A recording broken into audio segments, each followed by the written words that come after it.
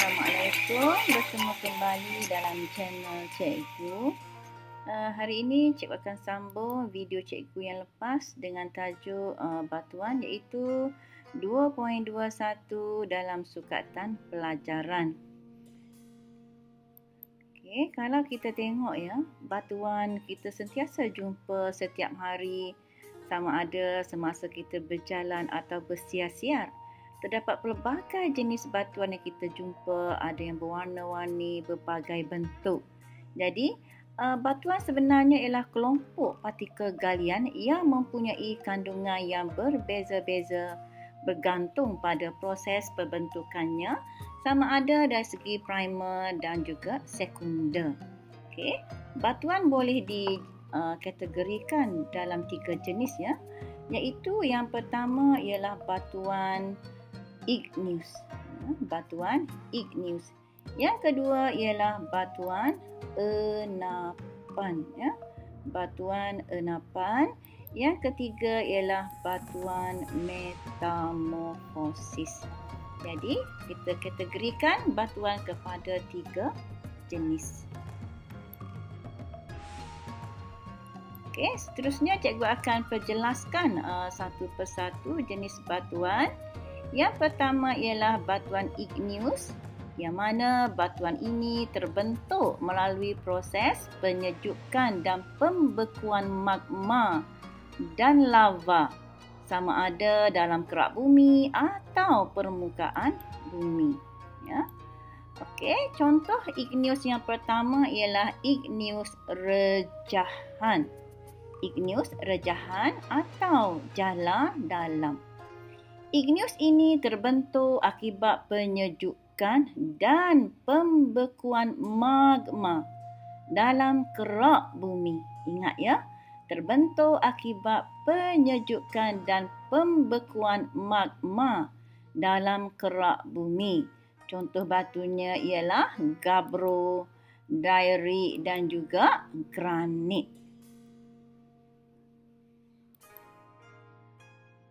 Batuan igneous yang kedua ialah batuan igneous strobosan.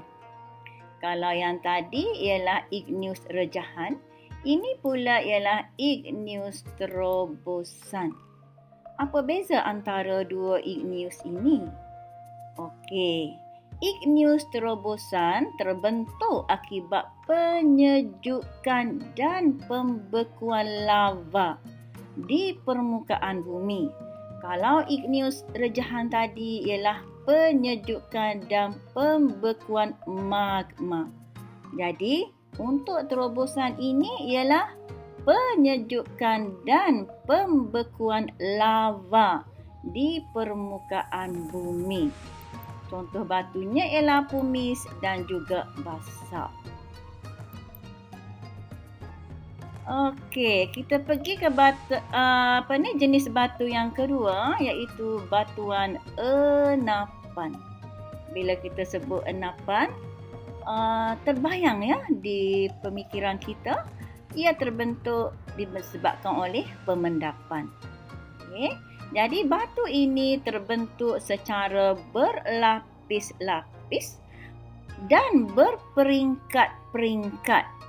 Akibat proses pemendapan, sisa batuan, kelodak, pasir, lumpur, tanah liat, cengkerang, sisa tumbuhan dan haiwan yang telah mati atau fosil oleh ejen seperti air mengalir, ombak, angin dan glasier.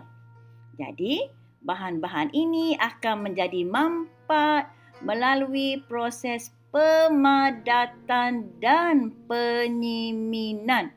Kena ingat proses tu dah. Okey, proses pemadatan dan penyiminan atau perekatan, sama ada di dalam air atau daratan. Adakah ia berlaku dalam jangka masa yang singkat? Oh tidak ya, dia berlaku dalam jangka masa yang lama. Okey. Jadi batuan enapan ini boleh dikategorikan ke dalam 3 kategori ya. Yang pertama ialah batuan enapan klastik. Okey, kenapa kita panggil dia klastik? Disebabkan oleh bahan-bahan yang terbentuk ialah disebabkan oleh pemadatan dan penyiminan serpihan batuan. Dia disebabkan oleh penyiminan dan pemadatan serpihan batuan. Contoh, batu pasir. Yang kedua ialah enapan kimia.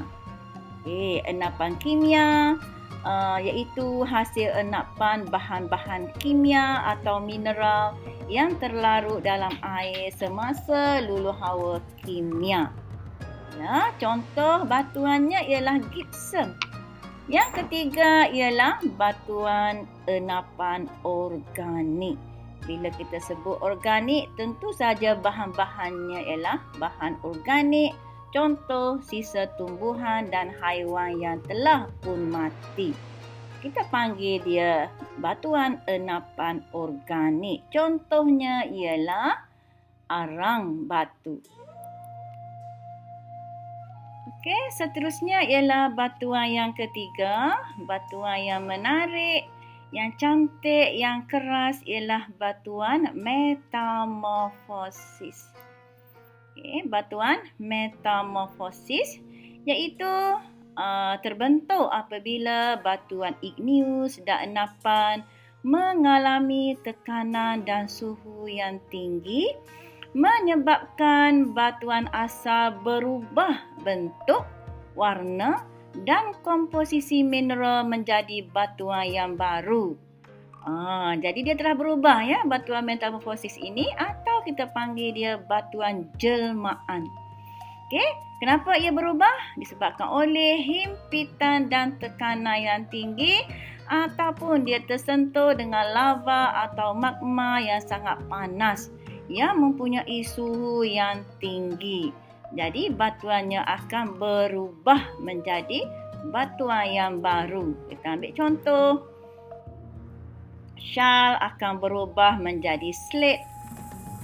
Batu kapur akan berubah menjadi marmar. Cikgu percaya ya, semua orang melihat ataupun mengagumi marmar yang cantik untuk jadikan hiasan dalaman dalam rumah atau meja makan atau lantai ya. Dan juga batu pasir akan berubah menjadi quartzite. Itu contoh perubahan batuan asal kepada batuan baru. Jadi, cikgu tinggalkan satu soalan.